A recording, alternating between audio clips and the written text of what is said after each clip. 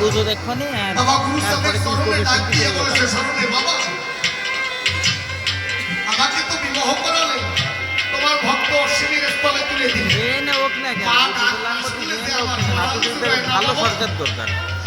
তিমিরগঞ্জ, বিষ্ণুগঞ্জ, সম্রাট অশ্বিনী বলেছে যাবো। আমার এই দেহ তো আমার না, যেদিন আমি অরকান্তি দিয়েছি সেদিন থেকে আমি আমার বাবার চরণে নিজেকে সমর্পণ করেছি। সমর্পিত দেহ মন প্রাণ,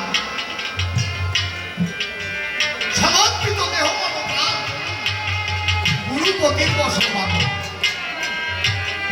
গুরুর চরণে এ দেহ দক্ষিণে দিয়ে কেমন করে আবার বাম নদীতে যাবে, আবার কামনার জগতে যাওয়া তো যায় না। তাই তো করলো বর্ণনা। গুরুচাঁদ ঠাকুর ডেকে বললো, বাবা আমার নির্দেশে আমি বললাম তোমার ধারে একবার তুমি যাও। আমার সাধন ভজন তখনই হয় যার ব্রহ্ম শক্তি থাকে জগতের, যার পিতৃসত্তা জাগ্রত মারা না যায়। দুই একটা সন্তান জন্ম দিলে তাতে ব্রহ্ম নষ্ট হয়। যে সত্তা বা শুক্র দ্বারা জগত সংসারে সৃষ্টি নিদর্শন বেঁচে থাকে, ওটা ধ্বংস নয়, ওকে সৃষ্টি হয়। অনাচারে অবিচারে ঘাটি পথে যদি যায় সারে সারে, ওইটাকে মরা বলে জগতের। যার দ্বারা সৃষ্টি হয় ওটা ধ্বংস নয়। জগৎ সংসারকে ধরে রাখার জন্য দুই একটা সন্তান না হলে এই জগতে কে হরি হরি বলে ডাকবে?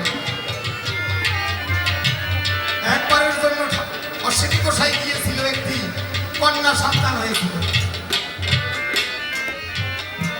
যে সন্তানটির নাম বিমলা, অত্যন্ত কালো ছিল বিমলা, একেবারে কুচকুচে কালো। অশ্বিনী গোসাইয়ের সঙ্গে সঙ্গে একজন ভক্ত ঘুরে বেড়াতো, মতিলাল, মতিলাল পান্ডে, পান্ডে বংশ। অত্যন্ত ভালোবাসত মতিকে, গোসাই খুব ভালোবাসতো। একদিন ডাক দিয়ে বললো, মেয়েটা যৌবনা হয়েছে। ডেকে ডেকে বলছে, মতি রে বাবা, তুই আমার কথা দিবি, তুই আমার বিমলাকে বিয়ে করবি। অশ্বিনী গোসাই বলছে, তুই আমার বিমলাকে বিয়ে করবি। মতিলাল কিন্তু মনে মনে ওই কালো মেয়ে বিবাহ করবে না, মনের ভাব। ডাক দিয়ে বলছে, গোসাই আমার বিবাহের সময় হয় নাই, আমি এখন এই করবো না।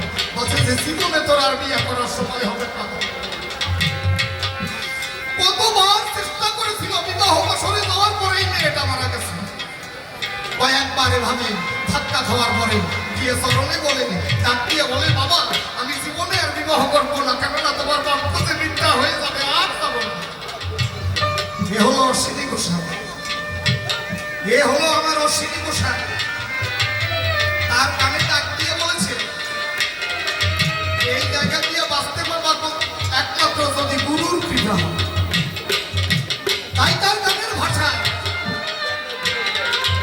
কে উঠলেন, হ্যাঁ আর আছে গুরু কৃপা বল, সেই সে কেবল জানতে পারে লোক কোন ঘাটে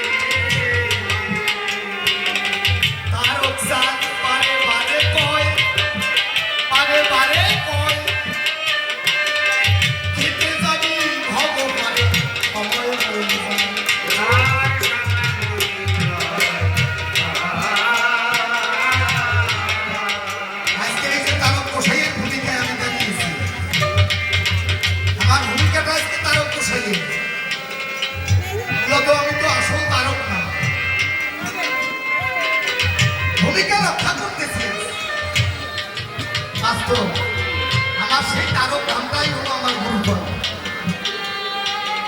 হারমোনিয়ামে লেখা তারক গোসাই কবিতা।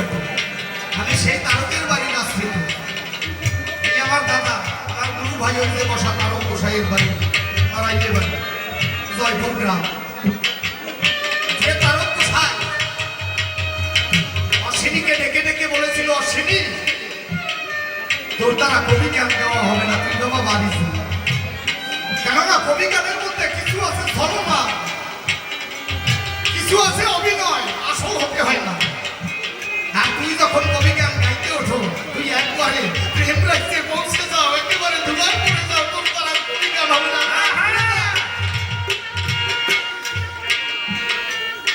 তুই ফিরে যা, করে দিয়া কবি গান হবে না। এখানে অনেক ছলনা করতে হয়, এখানে অনেক অভিনয়ের জগতে থাকতে হয়।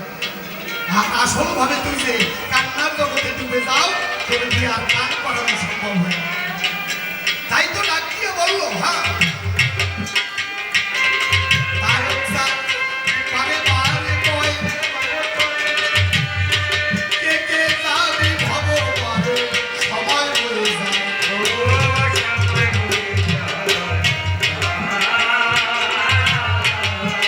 ওই এবার অশ্বিনী ভুলিল মায়ায়,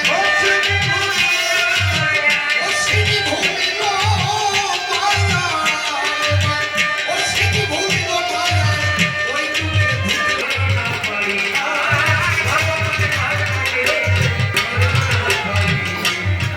এ তোমা কল্পনাতে তারক গোসাই কাব্য ভূমিকা বিপক্ষেতে রইয়াছে আমার হরিয়াচার্য মহাশয়। ডেকে ডেকে বলল